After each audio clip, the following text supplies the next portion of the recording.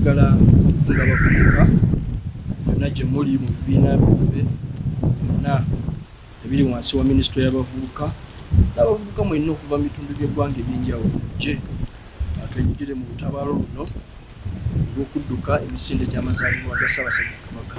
Ntwala omukisa guno okukunga abavubuka bannaffe mwenna okujja okwenyigira mu nteekateeka y'okudduka emisinde okulaba nga tulwanyisa mukenenya. Ate mukimanyi bulungi abaami tubebasaale tulwanyisa mukenenya. Nsaba nga 16 buli muvubuka mu Buganda yonna gy'oli ojje wenyigire mu nteekateeka eno. Oba oli ku kyalo, mu miruka, mu magombolola, mu masaza yonna gye tuli, nsaba mugende ku mbuga zaffe mudduke. Ebibiina byonna nkubaza mbogo, nkerettanyika, ezimbira, ebibiina byonna ebibiina by'abavubuka mu kyaki, ebibiina by'abavubuka mu nzikiriza zonna, mbakubira omulanga okujja okwenyigira mu nteekateeka eno kuba oluyaba mu nnyindo ffe tulina okukola kyoddojjamu ne tulwanyisa mukenenya. Amannya nze Suzanne Namataawo okuva e Kalungu mu Buddo, nkunga abantu ba Buganda. Abaana abawala yonna gye muli mujje mugule omujoozi oba kit, nino kit. Joozi oba gye twandiyise nga kit eba ya mitwalo 2 era esangibwa buli wamu matundiro ga Airtel, matundiro ne ku Bulange ojja weegiri n'abantu abasinga bagirina bagitunda ya mitwalo 2 osobola n'okukozesa Airtel Money n'ogifuna.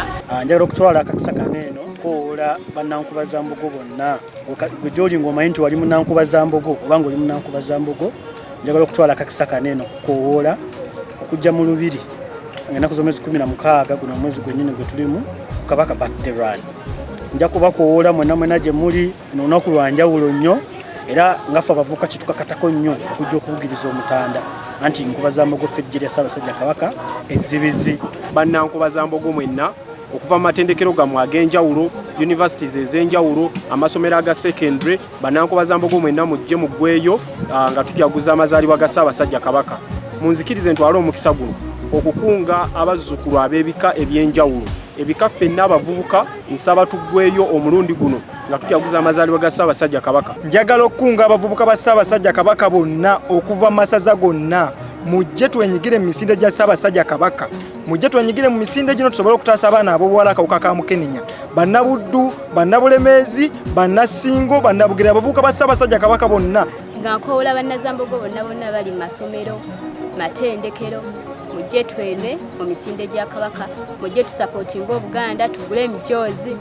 Abaana abawala mujje tutaasibwe akawuka ka mukenenya. Era nga nkoola bannabulemeezi bonna mujje naffe tuwagire Obuganda. Njagala bannabulemeezi ffe tuba tusinga omujjuzo wano. Mu misinde gya Ssaabasajja Kabaka egigenda obeerawo nga 16 nga tuli wamu mu kulwanyisa akawuka ka mukenenya era nkunga bannamawokota mwenna gombolola Musaale Buwama abali ku kizinga ky'Ebunjakko. Ku bizinga kwe kusinga okuva akawuka ka mukenenya. Nkunga bannamawokota mwenna okujja okugula obujoozi buno okudduka oyinza obutasobola kujja mu Lubiri naye neeyo mu bitundu gye muwangaalira naddala Ebuwama, Ebunjakko, Ekatebo osobola okugugula ne muddukireyo mu byalo gye musangibwa. Kunga bannakyaggwe mwenna buli omu gy'ali okwenyigira mu misinde gya Kabaka ennaku z'omwezi nga 16 era mu ngeri y'emu mbakunga okubeera nga mugula emijoozi gyammwe buli omu abeere ng'alina omujoozi gwe tusobole okubeerawo ffenna mu bungi ate tubugirize empologoma.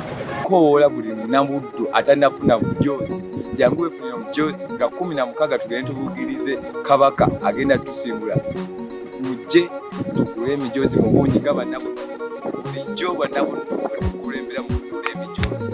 Mujje tugule mu bujjuvu emijoozi weeziri ate nange mujje musuubule bannabuddu obusuubuzi butandike waffe Masaka. Ate eyo bannabusiro engeri gye kiri nti ffe abawangudde ekikopo ky'amasaza nnyongera okubakoola ogwo omutima gwe twajjayo basaba bannaye bannabusiro ffenna gye tuli tugweyo tujje Emmengo tugule obujoozi okulaba nga tujaguza amazaalibwa ga Ssaabasajja Kabaka. Emisinde gino tegisosola myaka oba muto oba mukulu oba mukadde. Mwena tubasaba okujja okwetaba mu gino emisinde tusobole okulwanisa wamu akawuka aka mukenenya. Kabaka asiimye mwenna okuva ku muto omukulu oba omukadde mwenna mujje mugyetabemu. Bino okulo okutabaalo luno nga 17 emijoozi gyaggwaawo ennaku z'omwezi 15 olwekyo njala okubiriza mwenna abatanda bagula emijoozi nange muva kugula gwange era mulaba ndinyambaddemu neteeketeteekedde emijoozi nekitera okuggwaayo ng'ennaku tezinnaba kuggwaayo mwangwe mugule emijoozi. Emijoozi bugina kuggwawo olwo yenna alinda okugula omujoozi munaku nga zisemberedde tagenda kufuna mujoozi kubanga buli muntu kati addukira wano okukima omujoozi.